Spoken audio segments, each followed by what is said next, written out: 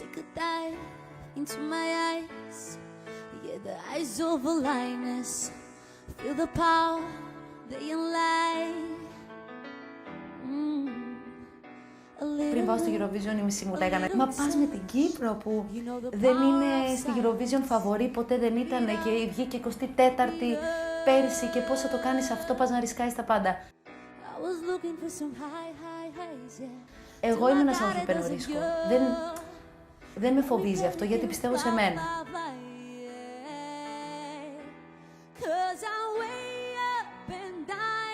Οπότε πήρα ένα μεγάλο ρίσκο. Όταν γνώρισα αυτά τα παιδιά από το ΡΙΚ, είπα ότι κοίτα πόσο υπέροχη είναι. Νομίζω θα κάνω μια ωραία συνεργασία.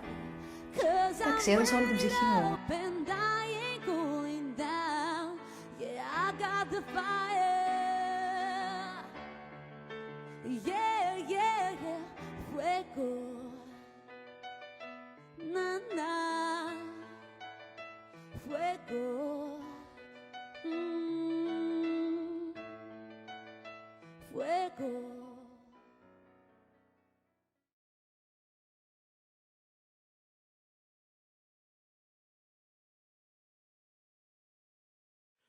She was born in Albania and she grew up to become a superstar in Greece, and now she's here in Lisbon flying the flag for Cyprus. She's one of the queens of European pop, Eleni Ferreira, Cyprus!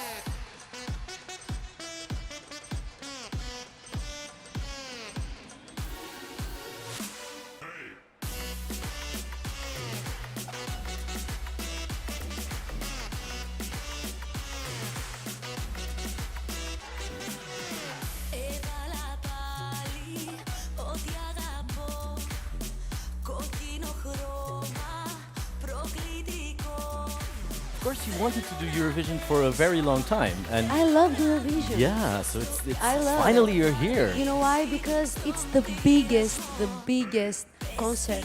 It's the biggest show in the world.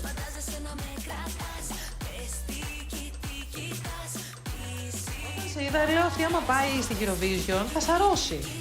Θέλω πάρα πολύ να πάω στη Eurovision και είναι κάτι το οποίο ο διαγωνισμός γενικά με εξητάρει πάρα πολύ και κάθε χρόνο τον παρακολουθώ και λέω κάθε χρόνο θα μπορούσα να δω τι πάνω, μου αρέσει πάρα πολύ. Eurovision, μπράβο. Γιατί το έχω ακούσει το Άκου όνομά της λίγο, γι' εγώ αυτό. θέλω, πραγματικά στο λέω αυτή τη στιγμή, θέλω να πας με κάτι κεφάτο, δεν θέλω μπαλάντα. Αρχίζουν διάφορες, κάθε τέτοια περίοδο αρχίζει η θυμολογία, ας πούμε, περί Eurovision και τέτοια. Το έχεις αυτό. Δεν θα ήθελες, είναι από τα όνειρα που θα ήθελες να βγεις Eurovision ή... Τρελαίνομαι. Ναι. Και πέρσι περιμέναμε πώς και πώς να μου γίνει πρόταση. Και φέτος θέλω πάρα πολύ να πάω στη Θα Eurovision. ακούσεις και στην Eurovision. Αλλά δεν νομίζω. Δεν νομίζω. Θα φτάσω 40 χρονών και θα μου πούνε τώρα.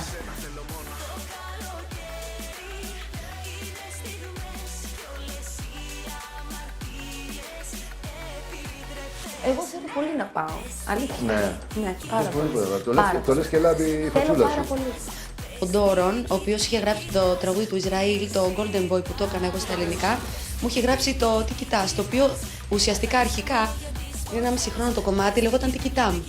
Η αρχική του μορφή και μου το έστειλαν για να πάω στη Eurovision πέρσι. Εγώ έκανα την πρόταση να πάω, δεν τη δέχτηκε η ΕΡΤ, άρα έτσι έχει γίνει. Δεν έχω στείλει το κομμάτι ουσιαστικά να κάνουμε ραντεβού. Δεν έχει τύχει να θέλουν να το...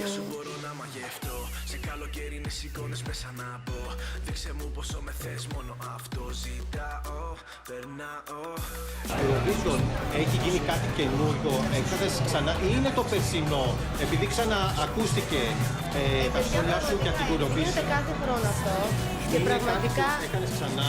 ξανακάναμε την πρόταση και είναι πολύ κρίμα να το συζητάω πραγματικά γιατί και εγώ πια με όλο αυτό το θέμα δεν έχω κάτι να πω.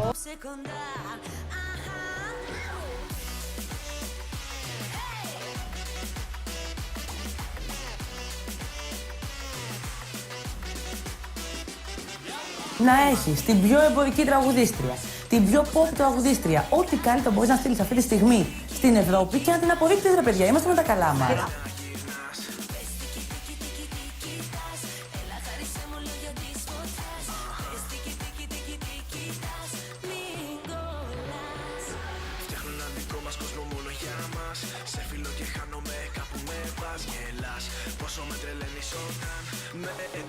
How are your fans in Greece and Cyprus and everywhere all over Europe They're reacting? happy. They're They're very happy, happy, yeah, yeah. They say, finally, we're going to see you on that stage. Yeah, they're happy, and I'm very happy.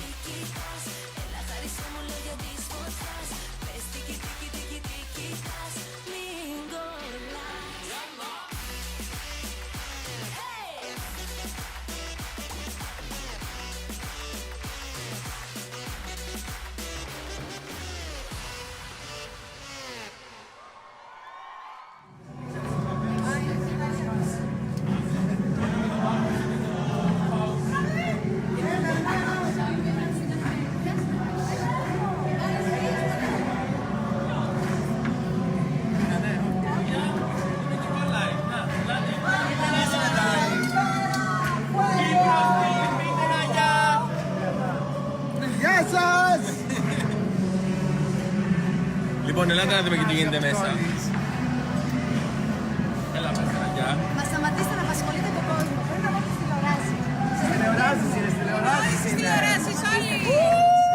Fuego!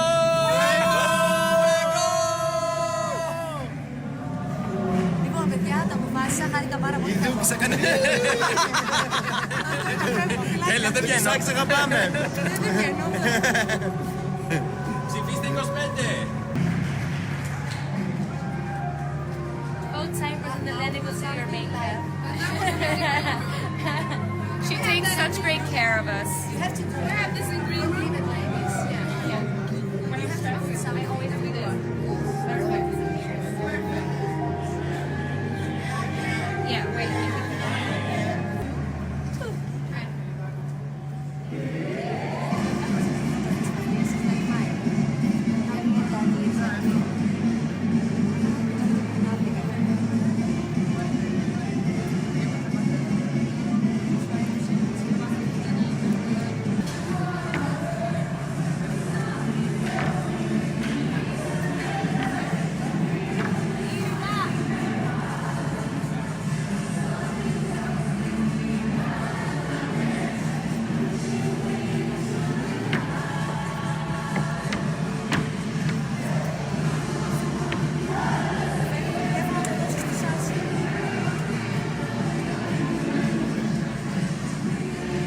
Στιγμή.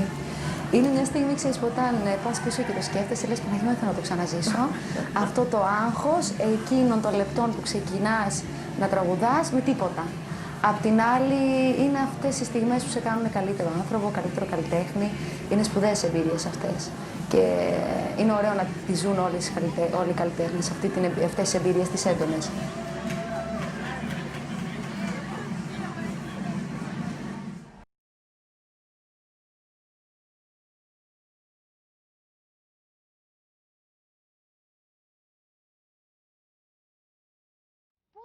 Βρήκες για πρώτη φορά δουλειά σε νυχτερινό κέντρο. Δηλαδή πώς?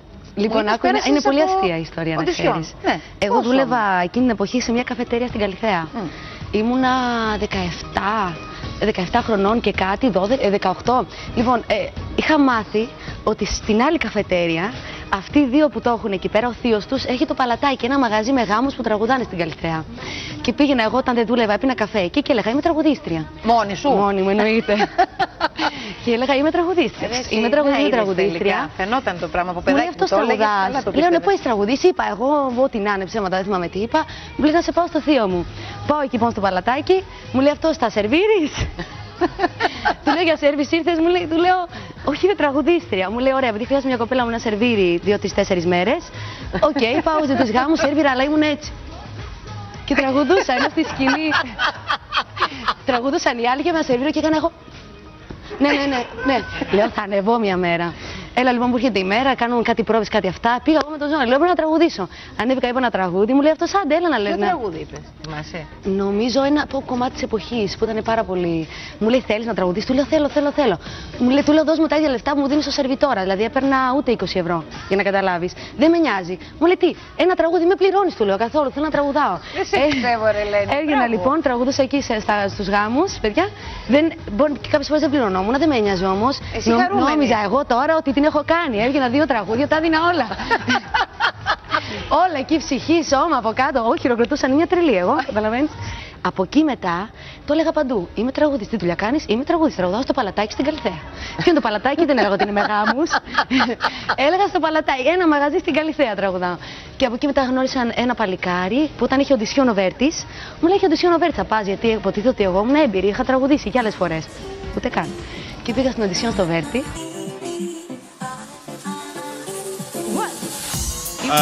Move or you want a hair move? Because it's a choreography. Yeah, I think I want hairography. Choreography? Is that an actual thing? Oh, yeah, maybe. Where was all the crazy hair? Give me any song you want, honey, and I will give you crazy hair.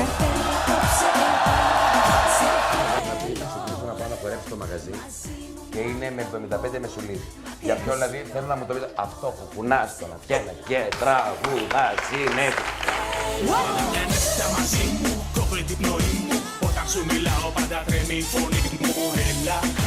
Ποιος ήρθε αυτό το πράγμα, Ελένη? Φυσικά, αυτό ξεκίνησε γιατί έχω, και όταν ξεκίνησα τα φυσικά μου μαλλιά είναι πολύ σγουρά. Και όταν τραγούσα με τσιμιστήκα έμπαιναν στη μούρη μου συνέχεια. Δηλαδή είχα αυτό το πράγμα εδώ. Και ανακάλυψα ακριβώς έναν τρόπο να φεύγει το μαλλί από το πρόσωπο. Δεν μπορώ να κάνω συνέχεια έτσι, γιατί χορεύουμε. Έχουμε και ένα χορευτικό. Και έκανα. Ελένη, πολύ όμως αυτό το τάκ από της Μυστίκ μετά στο Μετά μόνη έδωσε σου. όγκο το μαλλί. Έφυγε τάκ, τάκ, τάκ, τάκ. Μαζί το βράδυ αυτό, μαζί σε ένα χώρο, δεν έχει πιο πολύ να λέμε. Μαζί το βράδυ αυτό, μαζί σε ένα χώρο, δεν έχει πιο πολύ να λέμε. Look what you made me do, look what you made me do, look what you just made me do, look what you just made me do, look what you made me do, look what you made me do, look what you just made me do.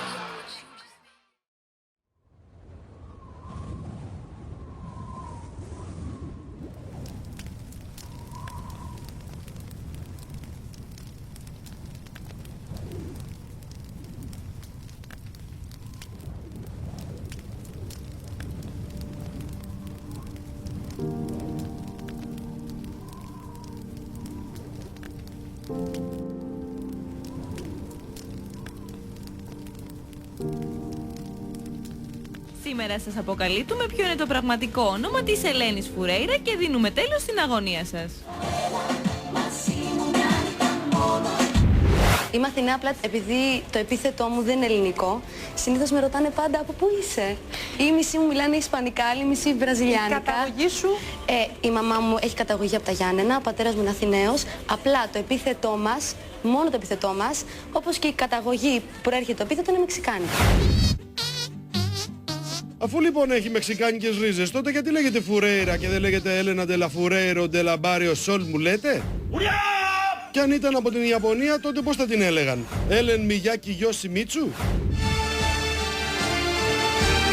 Ή μήπως μας το κρύβει και είναι από την Τουρκία και το πραγματικό της όνομα είναι Λάμια Φουρέιρα σε Χραζάτο Νούρ και είναι ξεχασμένη ξαδέρφη του Κενάν? Είναι γνωστό στους φίλους αυτούς που σε ρωτάνε ότι η Ελένη είναι καταγωγής αλβανικής ή έχουν ακούσει? Γιατί μπορεί να είναι άλλης καταγωγής.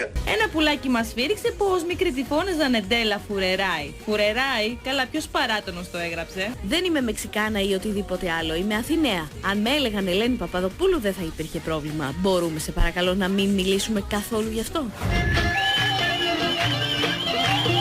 Αν είναι Αθηναία και λέγεται Φουρέιρα, πώς θα την φώναζαν αν ήταν Καλαματιανή? Φουρεϊρεοπούλου?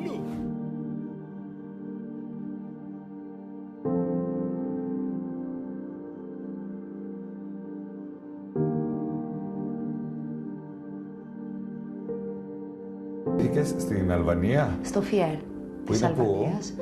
Να σου πω την αλήθεια, δεν ξέρω ακριβώς που βρίσκεται. Όμως ξέρω ότι είναι ένα μικρό χωριό που είναι δίπλα στο Πατός, που είναι μια πόλη της Αλβανίας. 4 χρονών, 5 φύγαμε, μετακομίσαμε στην Αυλώνα και από εκεί και πέρα 7 ή 8 χρονών ήρθαμε στην Ελλάδα, όταν έγινε ο εμφύλιος πόλεμος στην Αλβανία τότε με τις τράπεζες. Μέχρι τα 5 μου, πριν μετακομίσουμε στην Αυλώνα, ήταν πάρα πολύ δύσκολα. Όσα είχαμε, με αυτά ζούσαμε, δεν είχαμε δει κάτι άλλο. Είχαμε 2 ώρες την ημέρα ρεύμα, πολύ δύσκολα. Μια μητέρα με 4 παιδιά. Έχεις ακόμα 3 αδέρφια? Ναι. Ναι, εγώ είμαι η τρίτη και ο αδερφός μου είναι ο τέταρτος. 3 κόρες και ένας γιος. Όταν φύγαμε από την Αλβανία, γιατί άνοιξαν. Είχε γίνει ένα με τις τράπεζες, με την πυραμίδα τότε, με τον Μπερίσα, αν δεν κάνω λάθος. Και κάποιες πόλεις της Αλβανίας γινόταν ένας εμφύλιος. Είχαν πάρει όπλα και χτυπούσαν ο ένας τον άλλον, γινόταν ένας πανικός. Θυμάμαι τις τελευταίες μου μέρες εκεί, αυτό μου είχε μείνει πολύ χαρακτηριστικά και συγγνώμη αν συγκινηθώ. Που χτυπούσαν οι σφαίρες μες στο σπίτι μας και η μαμά μου ήταν μόνη της, γιατί ο πατέρας μου ήταν στην Ελλάδα, είχε έρθει να μαζέψει λεφτά για να μας φέρει. Θυμάμαι τη μαμά μου να είναι μόνη της στο σπίτι, με 4 παιδιά και να έχει 3 κόρες και να χτυπάνε οι σφαίρες, να σπάνε τα τζάμια του σπιτιού μας και να φοβάται μην μπουν μέσα στο σπίτι, μας κλέψουνε, γιατί γινόταν ένας χαμός.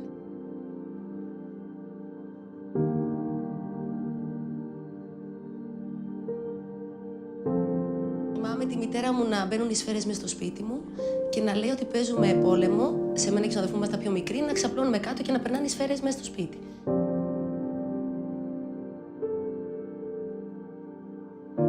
Θυμάμαι την ημέρα πριν φύγουμε, που μου λέει η μαμά μου ότι φεύγουμε, θα πάμε στη χώρα του παππού σου, γιατί ο πατέρας μητέρας μου έχει ελληνική καταγωγή.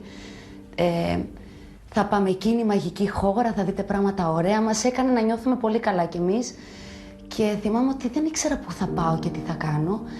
Και είναι αστείο αυτό. Μάζευα ένα χαρτί, το βάζα σε μια σακούλα, μάζευα μια τσίχλα, την έβαζα σε μια σακούλα, μάζευα ένα στυλό. Γιατί δεν ήξερα εκεί που θα πάω, αν θα το βρω αυτό ξανά. Και μου φώναζε η μάνα μου και μου λέγε «Βγάλ' τα αυτά, τι τα κάνεις?» Και εγώ έκλαιγα «Όχι, θα τα πάρω μαζί μου». Οι γονείς σου με τι ασχολούνται?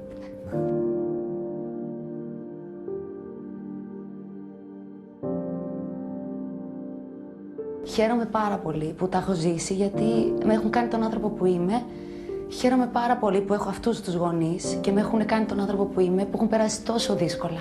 Αυτό. Και πού πήγατε, Αθήνα? Αθήνα, κατευθείαν, ναι. Και πώς σημαίνει? Και ήταν πολύ αστείο, γιατί όταν μετά από ένα τόσο μεγάλο ταξίδι, όταν άνοιξα τα μάτια μου και άνοιξα και κοίταζα πάνω, είδα πάρα πολλά φώτα. Και λέω «Μαμά, ήρθαμε στη μαγική χώρα». Και όταν φτάσαμε στο σπίτι και χτυπήσαμε το κουδούνι, μου λέει «Μίλησε ο μπαμπάς μου». Και λέω «Τι είναι αυτό, δεν το είχαμε ξαναδεί αυτό εμείς». Το θηροτηλέφωνο. Το θηροτηλέφωνο ή το ασανσέρ. Είχα πάθει πλάκα, είχα πάθει σοκ εγώ. Πήρες υπηκότητα ελληνική, φαντάζομαι? Από την πρώτη στιγμή, λόγω του παππού μου. Όταν έλεγες ότι είμαι από την Αλβανία, σου κάναν, ήταν λίγο περίεργο και δύσκολο. Για ένα παιδί μικρό, να μην του μιλάνε, ξέρεις, στο δημοτικό. Ήρθαμε στην Ελλάδα, επειδή η μαμά μου δεν ήθελε να χάσουμε χρονιά, κατευθείαν μας πήγε σε ένα σχολείο. Και ήταν λίγο δύσκολα για μας, γιατί δεν ξέραμε τίποτα από ελληνικά. Και καθόμουν τον αδερφό μου στο πίσω δρανείο, δεν επικοινωνούσαμε με κανένα παιδάκι με εμάς. Και έτσι αποφάσισαν και οι γονείς μου να αρχίσουν να μας μιλάνε ελληνικά και να μας μαθαίνουν από το σπίτι, γιατί ήταν λίγο δύσκολο στην Ελλάδα να πάμε στο σχολείο. Και έτσι χάσαμε μια χρονιά και εγώ και τα αδέρφια μου. Και στο σπίτι μαζί με τους γονείς μου μάθαμε ελληνικά και σταματήσαμε να μιλάμε αλβανικά. Γιατί αν το κάνανε αυτό οι γονείς μου, δεν θα μαθαίναμε γρήγορα. Σε ένα χρόνο έμαθα άπτα στα ελληνικά. Σε ένα χρόνο. Και πήγα σχολείο και ήξερα να μιλάω κανονικά. Όμως έτσι ξέχασα τελείως τα αλβανικά. Δεν ξαναμίλησα γιατί δεν χρειάστηκε. Μου λύσε αυτό το φαγητό γιατί είχα 2 γονείς που δεν θα τρώγανε για να φάμε. Στερηθήκατε όμως πράγματα σε σχέση με συμμαθητές σου, φαντάζομαι? Πάρα πολλά πράγματα και έχουμε πάρει πολλές φορές πράγματα από τα σκουπίδια. Έπιπλα τέτοια. Μετά που το είπες... Ήταν μεγάλη λύτρωση για μένα, γιατί πάντα ένιωθα υπερήφανη για αυτό που είμαι και νιώθω υπερήφανη που είμαι από την Αλβανία και έχω γεννηθεί στην Αλβανία και χαίρομαι για την Αλβανία που είναι σε ανάπτυξη, γιατί είναι μια χώρα που, όπως σου είπα, έχει περάσει δύσκολα και έχει πολλά να δώσει στον κόσμο. Και πώς είναι το όνομα με το οποίο γεννήθηκες? Εντέλα. Εντέλα. Ναι.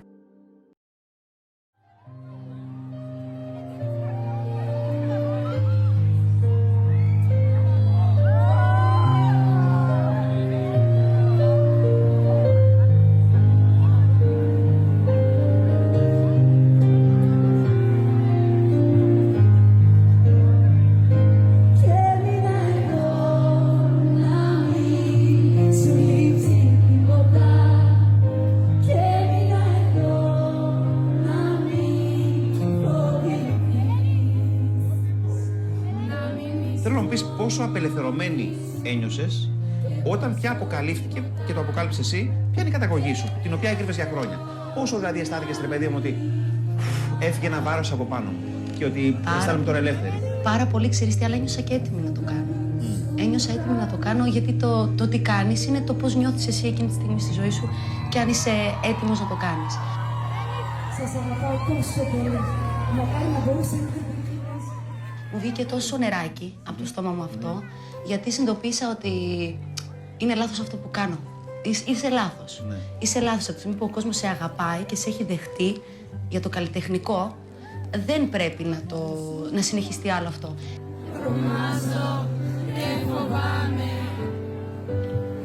Σας αγαπώ, κοντά σου πάλι βγάμε. Μένω εδώ.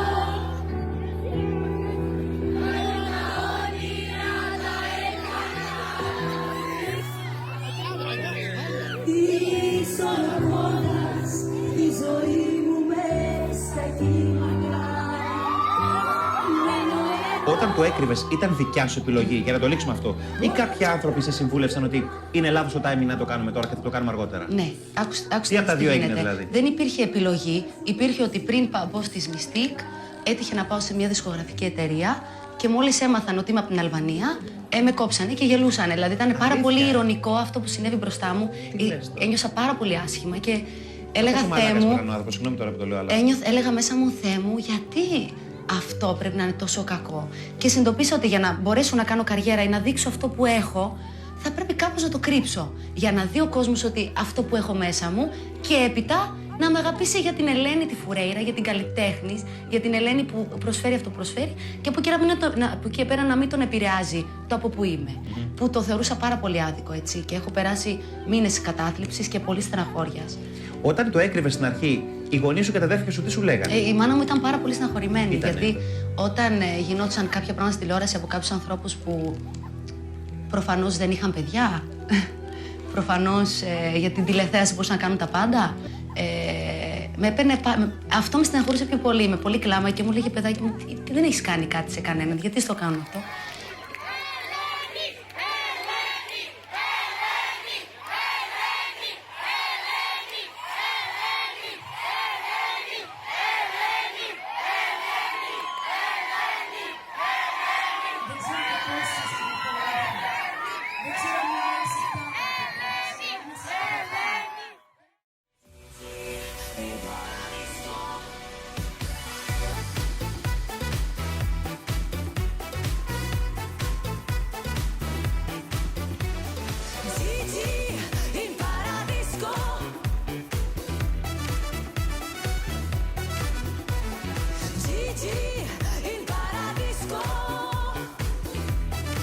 Φαβορί για τη νίκη στο διαγωνισμό της Eurovision είναι η Ελένη Φουρέιρα, που θα εκπροσωπήσει την Κύπρο στο τελικό του αγώνα.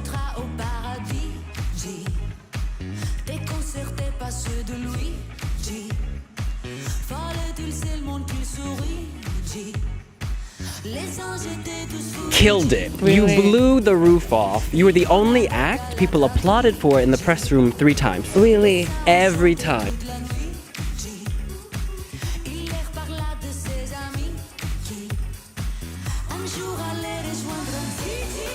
All of Europe now believes in you. The bookmakers, oh yes, you're climbing with the bookmakers. Thank you so much. Thank you so much.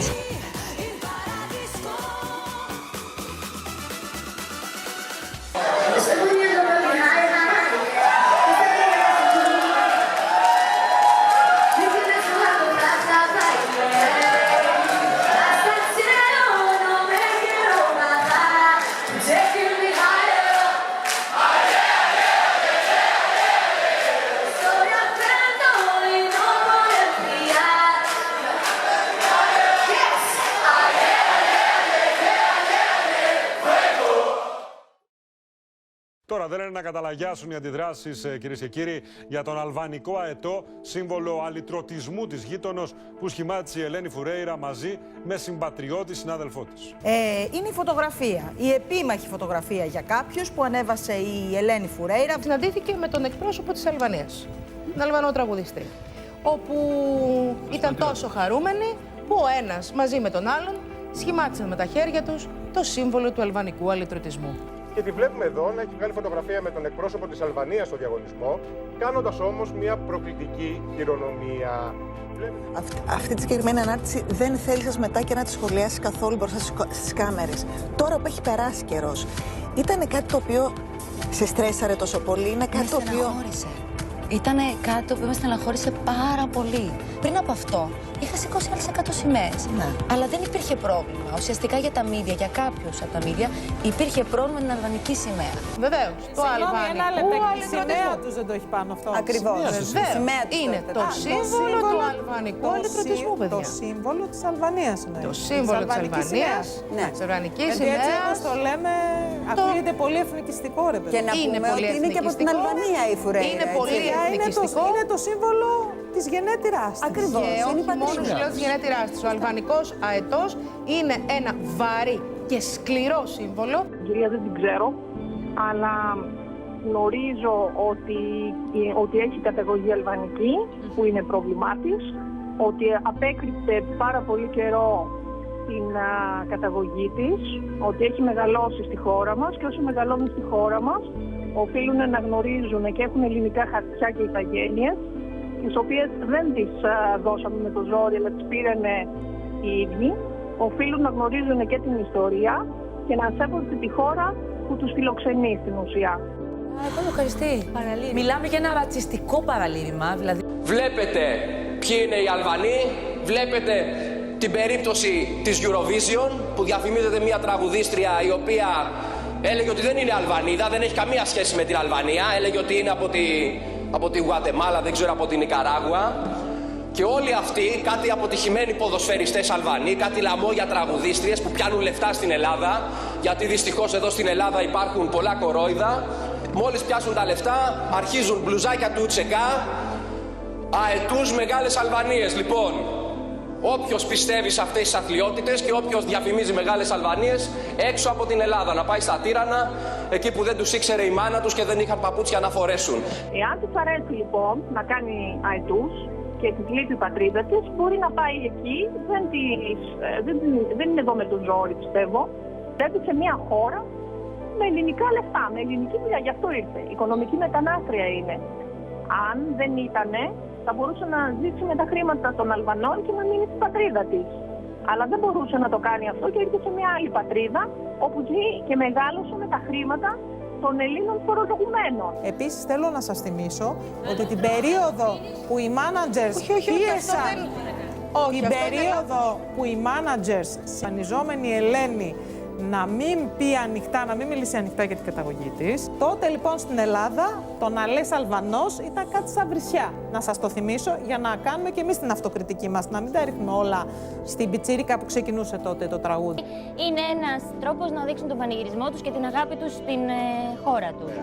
Δεν είναι δηλαδή οι ίδιοι οι Αλβανοί το κάνουν αυτό το σύμβολο, αυτό το συμβολισμό, τον χρησιμοποιούν, το έκανα κι εγώ, για να δείξουν με αυτόν τον τρόπο την αγάπη τους. Ξέρεις όμως ότι αυτό η γύρια αντιδράσεις δεν το κάνεις. Πόσο είναι και το σύμβολο της σημαίας τους, δίνει το χωράγιο όταν είσαι η Ελένη.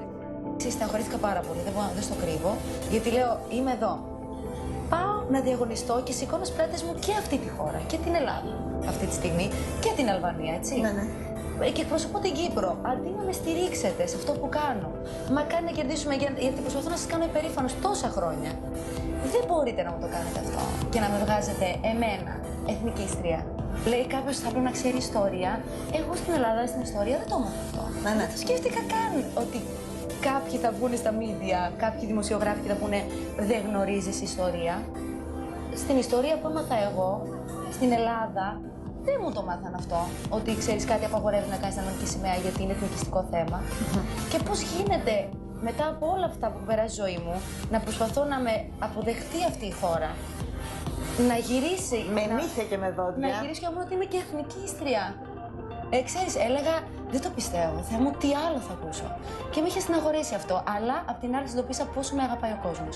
Ό,τι και να κάνανε κάποιοι, όσο και να προσπαθήσανε κάποιοι να το κάνουνε, να μου κάνουν αυτό που θέλουν να κάνουν για τους δικούς τους λόγους, δεν το καταφέρανε. Και γι' αυτό, όταν γύρισα η πρώτη μου συνέντευξη στο LIFO, είπα ότι όσο και να οι ίδιοι προσπάθησαν να με κάνουν να τη μισήσω στην Ελλάδα, δεν το καταφέρουν. Καταπληκτική συνέντευξη παρεκκλώς. Δεν θα το καταφέρουμε γιατί ο κόσμος και πιο πολύ με αγάπησε και εγώ αγάπησα πιο πολύ αυτόν τον κόσμο, την Ελλάδα. Αυτή τη σημαία την κρατάω από το 2005, τη θεωρώ πάρα πολύ γουρική και στο λέω και συγκινούμε. Είναι βέβαια από το νικητήριο τραγούδι της Έλενας. Θέλω να στη δώσω, νομίζω είναι η ώρα. Όχι. Νιώθω τόσο μεγάλο άγχος. Όχι, καθόλου άγχος. Εγώ θέλω να σου δώσω όλη τη θετική μου ενέργεια. Ήρθε η ώρα λοιπόν να την κρατήσεις. Θέλω να σε δώσω σαν δώρο. Ξέρεις πόσο πολύ σε στηρίζω. Έφερε πάρα πολύ γούρι το 2005 στην Έλενα, έφερε την πρώτη θέση στην Ελλάδα. Σου εύχομαι ολόψυχα να φέρεις την πρώτη θέση στην Κύπρο. Ελένη, αλήθεια στο λέω. Εντάξει.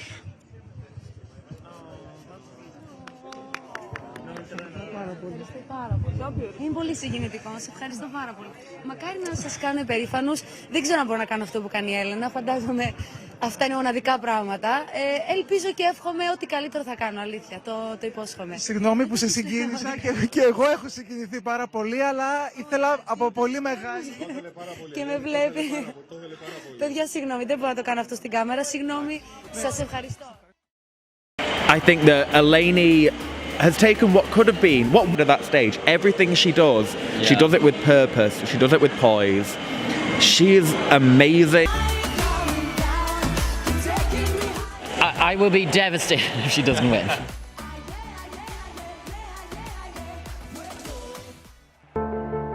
Έλεγα, Θεέ μου, δεν το πιστεύω. Γιατί λέω η δεύτερη πρώτη θα είμαι. Οπότε ήμουν τόσο ευτυχισμένη για το δεύτερο, για το πρώτο, που λέω δεν μου συμβαίνει αυτό, είναι απίστευτο. In second in Eurovision is like you win. So I feel like a winner. Thank you so much. I cannot explain how amazing I feel right now. Thank you.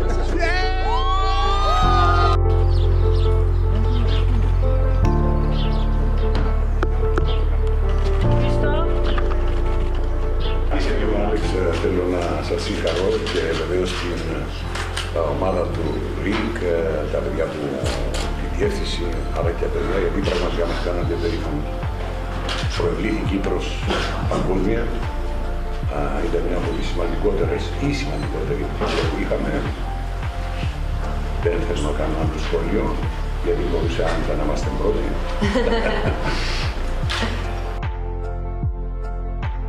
Θεωρείς και μια ηθική δικαίωση για το γεγονός ότι η Ελλάδα δεν σε εμπιστεύτηκε, μιας και είχες προταθεί ήδη 3 φορές, αλλά βρήκες την πόρτα κλειστή? Όχι, δεν υπάρχει δικαίωση σε αυτό. Υπάρχει το ότι όλα συμβαίνουν για κάποιο λόγο και φέτος η ζωή μου φέρε την Κύπρο μπροστά μου, η Κύπρος με ήθελε φέτος και νόμιζα ήταν γραφτό να γίνει έτσι, οπότε δεν υπάρχει δικαίωση. Εγώ νιώθω πολύ όμορφα για αυτό που έχουμε κάνει και έχω πει πολλές φορές θα ήταν τιμή μου να εκπροσωπήσω την Ελλάδα, αλλά φέτος έγινε με την Κύπρο και νομίζω ότι ήταν γραφτό, παιδιά. Πραγματικά πιστεύω ότι ήταν γραφτό να γίνει. Περίμενες ότι αυτή η επιτυχία θα σου φέρει ένα, θα το πω, χρυσό συμβόλαιο μαζί με τη Sony? Είναι πολύ όμορφο όλο αυτό που έχει γίνει, να σου πω την αλήθεια, και εγώ είμαι ένας άνθρωπος που είμαι έτσι χαμηλών τόνων σε όλα αυτά τα πράγματα. Δεν είμαι αχάριστη ποτέ στη ζωή μου και νιώθω πολύ ευτυχισμένη για ό,τι καταφέραμε με την ομάδα του Ρικ, τον Άλεξ, στην Λισαβόνα, μια μεγάλη νίκη. Αλλά ξέρεις τι, όλα είναι υπέροχα. Εγώ τα ζω, θα δουλέψω, θα συνεχίσω να δουλεύω πάρα πολύ. Μια συνεργασία με τη Sonic παγκόσμια αυτή τη στιγμή είναι πολύ σημαντικό βήμα. Μακάρι να πάνε όλα καλά. Μακάρι.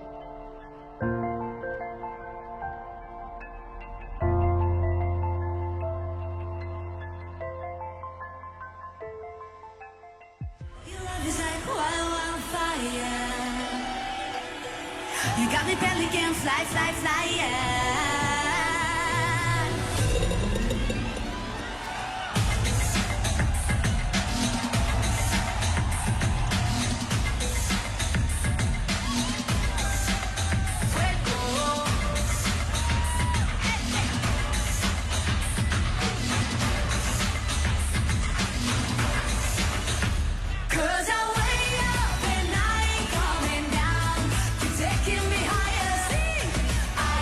Yeah.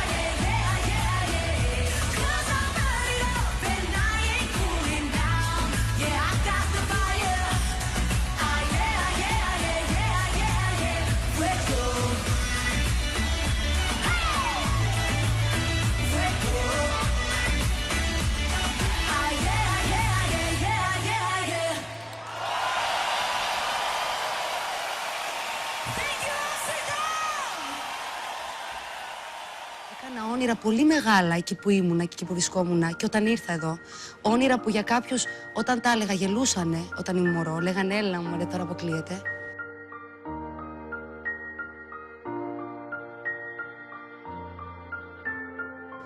Ο καθένας πρέπει να κάνει όνειρα και τα παιδιά έχουν το δικαίωμα και ο κάθε άνθρωπος να κάνει όνειρα. Όποια και αν αυτά. Το πρώτο αυτόγραφο που σου ζήτησα, θέλω να μου πεις αντιδράσεις. Ήμασταν με τις Mystic και θυμάμαι ότι μας είπε ο μάνατζερ μας τότε να βγάλουμε αυτόγραφα κάποια στιγμή. Λέω, αυτά και αυτόγραφο τώρα.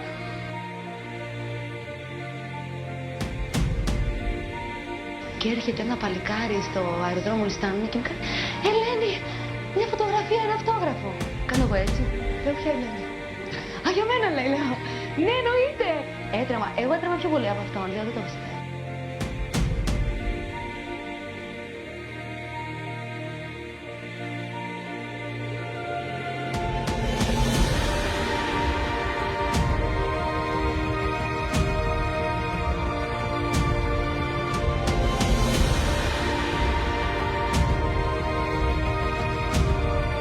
Έκανα πάντα αυτό που πίστευα, τραγουδάω τραγούδια που μου αρέσουν, συμπεριφέρομαι όπως εγώ είμαι.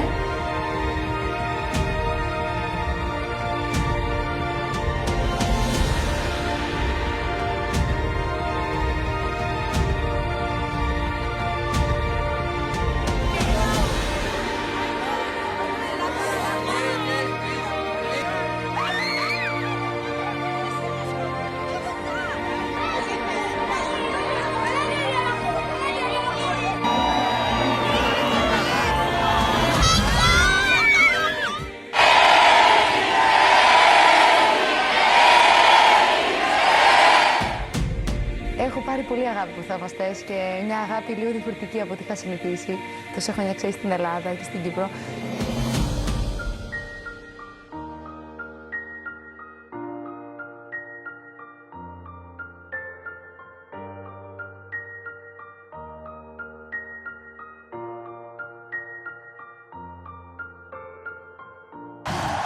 Ευχαριστώ πολύ! Thank you, Europe!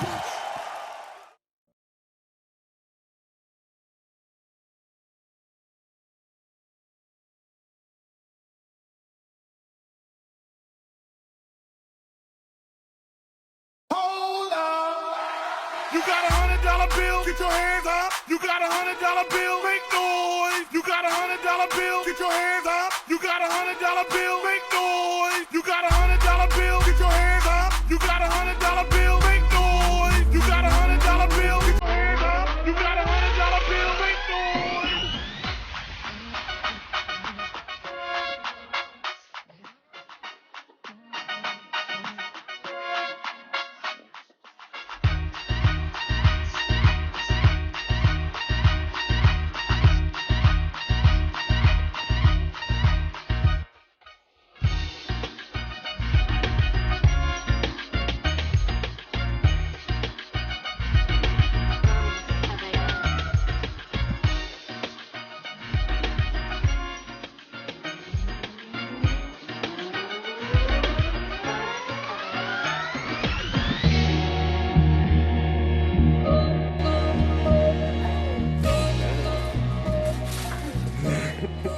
Για κρύψε μου, τι πας να κάνεις? Πες μου, τι πας να κάνεις μία η ώρα? Κάτι. Όπως? Δεν κρατήθηκες. Οκ. Δώσ' τα. Δώσ' τα. Δώσ' τα. Μάλιστα. Μία η ώρα, Από ποιον κρύβεσαι,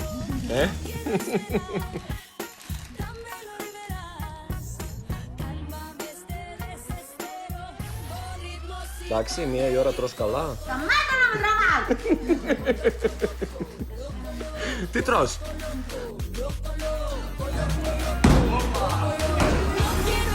Yes! Καλά μου είσαι. Γιατί σε έχω χάσει. Come on. No.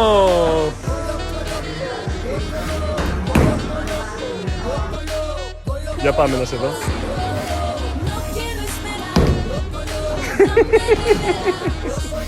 Ελένη, θα τα καταφέρεις. Πάμε. Το έχεις.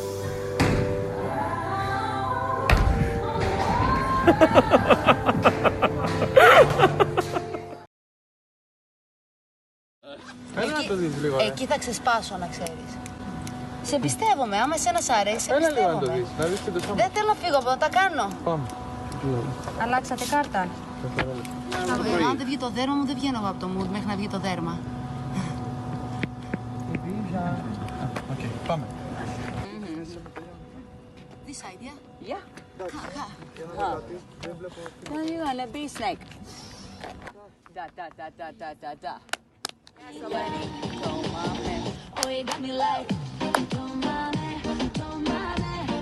Η αστυνομία απ' έξω μας έχει κλειδώσει μέσα ενώ έχουμε πάρει άδεια, δεν ξέρω γιατί.